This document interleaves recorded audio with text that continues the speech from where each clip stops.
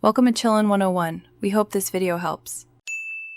You start by preparing the essentials so the app can work reliably. Install Easy Connection and grant the minimal permissions it requests. This lets the app find devices and sync settings. Create an account or sign in, and complete email or two-factor verification so your session is secure. Once done, make sure location and Bluetooth are enabled when prompted. These services speed up device discovery and reduce connection failures, which saves time during the next steps. Now you discover and pair the device you want to connect. Tap the Devices tab and hit Scan so Easy Connection lists nearby targets.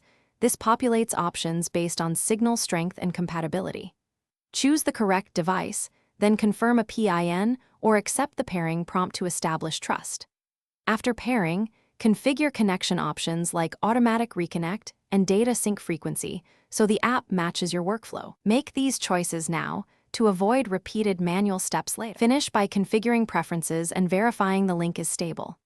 Go to Settings and set notifications, sync limits, and power mode so the app behaves how you need it. These affect battery and data usage. Run a quick test transfer or connection check to confirm data flows correctly and latency is acceptable.